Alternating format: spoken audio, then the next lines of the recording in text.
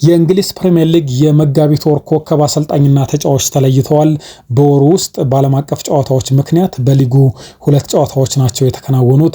የወሩ ኮከብ ተጫዋች የተባለው የማንቸስተር ዩናይትድ አምበልና አማካኝ ብሩኖ ፈርናንዴዝ ነው። ዩናይትድ ከአርሴናልና ከሌስተር ሲቲ ጋር ነው ጨዋታውን ያደረገው። ከአርሴናል ጋር 1-1 በኦልድ ትራፎርድ ሲለያዩ ብሩኖ በ45ኛው ደቂቃ ግሩም ቅጣት ምት ማስቆጠሩን እናስታውሳለን።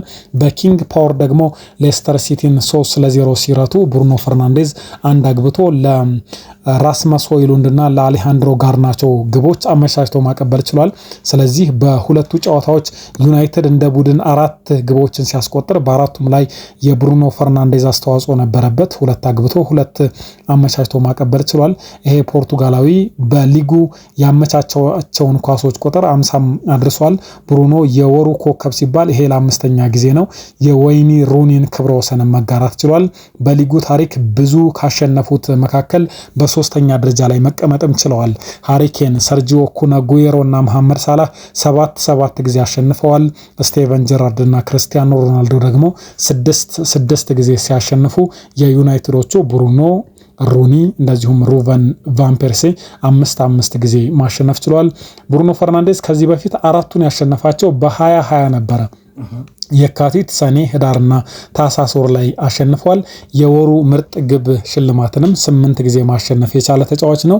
ለወሩ በኮከብነት በእጩነት የቀረቡት ተጫዋቾች ቤልጋርድ ከወልቭስ፣ አንቶኒ ኢላንጋና ኒኮላ ሚላንኮቪች ከኖቲንግሃም ፎረስት፣ ዴክላን ራይስ ከአርሴናልና ፖል ቫን ሄክ ከብራይተን ሆቭ አልቢዮን ነበሩ የቀረቡት። ነገር ግን ብሩኖ ፈርናንዴዝ አሸናፊ ሆኗል። በአሰልጣኞቹ በኩል ደግሞ የኖቲንግሃም ፎረስቱ አሰልጣኝ ኑኖ ኤስፒሪቶ ሳንቶ አሸንፏል። ሩበን አሞሪም እና የብራይተኑ ፋቢያን ሃልዘረር በእጩነት የቀረቡ አሰልጣኞች ነበሩ።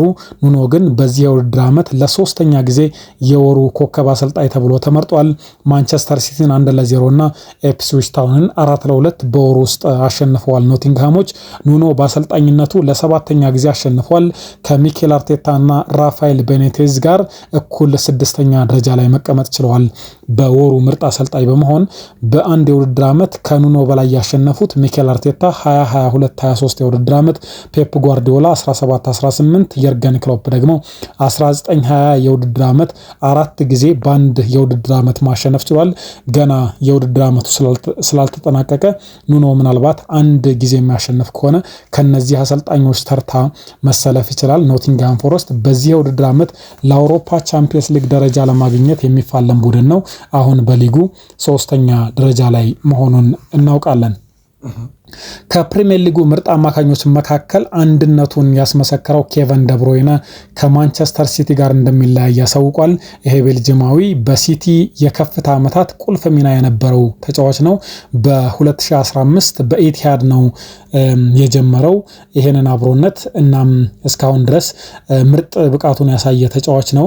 የማንቸስተር ሲቲ ተጫዋች ሆኜ የምቆይባቸው የመጨረሻ ወራት ላይ እገኛለሁ ብሎ አስተያየቱን ሰጥቷል። ይሄንን ስሜት የሚገልጹ ቃላት የሉኝም ብሎ በማህበራዊ ድረገጹ አሳውቋል። በ10 ዓመታት የሲቲ ቆይታው ሁሉንም ዋንጫዎች አሳክቷል። ከወልቭስበርግ በ54.5 ሚሊዮን ፓውንድ ለሲቲ ከፈረመ በኋላ ኬቨን ደብሮይነ በሲቲ ብቻ ሳይሆን በፕሪሚየር ሊጉ ምናልባትም በዓለም ላይ ከተመለከትናቸው ምርጥ አማካኞች መካከል አንደኛው ሆኖ ተመልክተነዋል። ኬዲቢ የሲቲ የከተማዋም የክለቡም ህይወቱን እንደቀየረለት ነው የተናገረው። 6 የፕሪሚየር ሊግ፣ 2 የኤፍኤ፣ 5 ካራባኦ፣ 1 የቻምፒየንስ ሊግ በጥቅሉ 16 ዋንጫዎችን ማሸነፍ ችሏል። በክለቡ ስማቸው በከፍታ የታሪክ መዝገብ ውስጥ ካሰፈራቸው ተጫዋቾች መካከል አንደኛው ሆኖ ነው የሚለቀው። ለቆይታውም ክለቡን፣ የቡድን አጋሮቹን፣ ቤተሰቡን ሁሉ አመስግኗል። የማይረሱ የህይወት ጎዳናዎች ነበሩ። ሁሉም ታሪክ ግን መጨረሻ አለው። ያለ ጥርጥር ምርጡ የህይወት ምዕራፍ የሲቲ ቆይታ ነበር ብሎ አስተያየቱን ሰጥቷል። እናም ቀሪዎቹን ጊዜያት በደስታ እናሳልፋለን በጋራ ብሎ ነው የተናገረው። የደብሮይነ ውል በውድድር ዓመቱ መጨረሻ ያበቃል። ግን ዘንድሮ በሚጀምረው ከሰኔ 14 እስከ ሐምሌ 13 በሚቆየው የዓለም ክለቦች ዋንጫ የሲቲ ተጫዋች ሆኖ ስለመቆየቱ እስካሁን አልታወቀም። ቀጣይ መዳረሻው ግን የሳውዲ ፕሮ ሊግ ወይም ደግሞ የአሜሪካ ሜጀር ሊግ ሶከር ሊሆን ይችላል ተብሏል። ኢንተር ማያሚ፣ ላጋላክሲ፣ ሳንዲያጎ፣ ሎስ አንጀለስ ከአሜሪካ ክለቦች የሚፈልጉት ናቸው። ጣሊያኑ ኢንተር ሚላንም የደብሮይነን የመልቀቅ ወሬ ከሰማ በኋላ ፍላጎቱን ያሳየ ክለብ ነው ተብሏል። ኬቨን ደብሮይነ ግን በአውሮፓ የመጫወት ፍላጎት እንደሌለው ተነግሯል። ፔፕ ጓርዲዮላ ከዚህ ዜና በኋላ ኬቨን ደብሮይነ በሊጉ ታሪክ ከምርጥ አማካኞች መካከል አንዱ ነው ብሏል። ተጫዋቹ በቆይታው 413 ጨዋታዎችን አድርጓል። 106 ግቦችንም ማስቆጠር ችሏል። ፔፕ ክለቡ ለኬቨን ደብሮይነ ሐውልት እንደሚያቆምለት እርግጠኛ ነኝ ብሎ አስተያየቱን ሰጥቷል። ዛሬ ቀኑ አሳዛኝ ነው፣ ግን ደግሞ እንደሱ አይነት ተጫዋች ጋር መኖር ደግሞ አስደሳች ነው ብሎ አስተያየቱን ሰጥቷል። ባለፉት 10 ዓመታት ለነበረው ስኬታችን የሱን ጥቅም መግለጽ በጣም ከባድ ነው ሲል ነው ፔፕ ጓርዲዮላ አስተያየቱን የሰጠው። እሱ የክለቡ ቤተሰብ ሆኖ ይቆያልን ብሏል። ከሲቲ ከለቀቀ በኋላ በትልቁ መጫወት ይችላል። ይሄን እንዲሆን ደግሞ ከልቤ እመኝለታለሁ ብሏል ፔፕ ጓርዲዮላ። ቀሪ 2 ወራት አሉን፣ ከሱ ጋር በደስታ እናሳልፋለን ብሏል። በዋንጫ የታጀቡት የደብሮይነ ዓመታት ዘንድሮ ግን በሽኝቱ ወቅት ደካማውን ማንቸስተር ሲቲን አስመልክቶናል። ያለ ዋንጫ ምናልባትም ኬቨን ደብሮይነ ሊሰናበት ይችላል። አንድ ተስፋ አላቸው ግን የኤፍኤ ዋንጫን ማንሳት ይችላሉ። አሁን ግማሽ ፍጻሜ ደርሰዋል። እንደዚህ ያለውን ኮከብ ተጫዋች ደግሞ በዋንጫ አጅቦ መሸኘት ይፈልጋሉና ለኬቨን ደብሮይነ ሲባልም የሲቲ ተጫዋቾች የተለየ ተነሳሽነት ሊኖራቸው ይችላል። እሁድ በማንቸስተር ደርቢ የመጨረሻውን ጨዋታ በኦልድ ትራፎርድ ያደርጋልና ምናልባትም የሲቲ ደጋፊዎች ልዩ አቀባበል ያደርጉለታል ተብሎ ነው የሚጠበቀው። ክለቡም በውድድር ዓመቱ መጨረሻ ለኬቨን ደብሮይነ ደማቅ አሸኛኘት ያደርጋል ተብሎ ይጠበቃል። ኤቨርተን በተከላካያቸው ጄምስ ታርኮውስኪ እና በቤተሰቡ ላይ የሚሰነዘሩ የግድያ ዛቻዎችን አውግዟል። ከትላንት በስቲያ በመርሳይድ ደርቢ አንፊልድ ላይ ሊቨርፑል 1-0 ሲያሸንፈው ኤቨርተንን ማካሊስተር ላይ የሰራው አደገኛ ጥፋት በቫርም ታይቶ ቀይ ካርድ ሳይመለከት ቀርቷል። የሊጉ ዳኞች ህብረትም በቀይ ካርድ መውጣት ነበረበት ብሎ ይቅርታ ጠይቋል። ከጨዋታው በኋላ አሰልጣኙ ዴቪድ ሞየስም ተጫዋቹ ሜዳ ላይ በመቆየቱ እድለኛ ነው ብለዋል። አርነ ስሎት ሊቨርፑልን የሚጠሉ ሁሉ ይሄ ቀይ ካርድ መሆን እንዳለበት መስክረዋል ብለው ነበረ። ከዚያ በኋላ ተጫዋቹ ላይ በተለያዩ የማህበራዊ ሚዲያዎች ማስፈራሪያ ደርሰውታል። በቤተሰቡም ላይ ነው ይሄ ማስፈራሪያ የደረሰው። ክለቡ እንደዚህ ያሉ ድርጊቶች በእግር ኳስና በማህበረሰቡ ዘንዳ ፍጹም ተቀባይነት የላቸውም ብሏል። ፖሊስም የራሱን ምርመራ እንዲያደርግ ጠይቀዋል። ማስፈራሪያው በሱና በባለቤቱ ሳማንታ ላይ ነው። ባለቤቱ እንደውም በኢንስታግራም ገጿ ላይ ማስፈራሪያዎቹ ከአጸያፊነት በላይ ናቸው፣ በባለቤቴ ላይ የሚደርሱት ደግሞ ሞትን እስከመመኘት የደረሱ ናቸው ብለዋል። ሰዎች ከእግር ኳስ ተጫዋች ነት በላይ እንደሆነም ዘንግተውታል። እሱ ባለቤቴ ነው፣ ልጅም ነው፣ ወንድምም ነው፣ ጓደኛም ነው፣ ከሁሉም በላይ ደግሞ የ2 ልጆች አባት ነው እና እግር ኳስ ስፖርት ነው።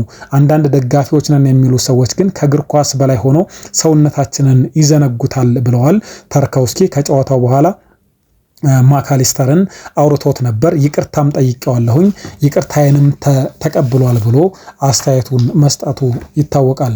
ባለፈው ሳምንት መጨረሻ በፈረንሳይ ሊግ ማርሴይ ከሜዳው ውጪ 3-1 መሸነፉን ተከትሎ አሰልጣኙ ሮቤርቶ ዲዘርቢ ሰኞ ዕለት ተጫዋቾቹን አላሰለጥንም ብሎ ነበረ።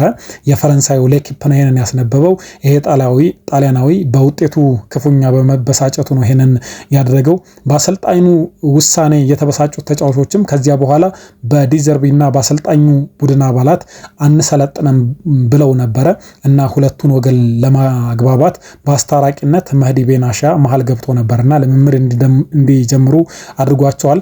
ተጫዋቾቹም ለክለቡ ዳይሬክተር ከቀጣዩ ጨዋታ በኋላ ሮቤርቶ ዲዘርቢ ከክለቡ እንዲሰናበት ሲሉ ጠይቀዋል ነው የተባለው። የዲዘርቢን ሁኔታ በቅርብ እየተከታተለ የሚገኘው ደግሞ የጣሊያኑ ክለብ ኤሲ ሚላን ነው። በዳይሬክተሩ ፋቢዮ ፓራቲች በኩል ወኪሉን አነጋግሮታል ተብሏል። ሮቤርቶ ዲዘርቢ ግን ይሄ ነገር በፍጹም ስህተት ነው፣ ከማንም ጋር አላወራሁም፣ የኔ ሐሳብ በዚሁ በክለቡ ረዘም ያሉ ጊዜያትን መቆየት ነው። ማንም ሰው የፈለገውን የማውራት ነፃነት አለው፣ ነገር ግን ከማንም ጋር ንግግር አላደረኩም ብሎ አስተያየቱን ሰጥቷል።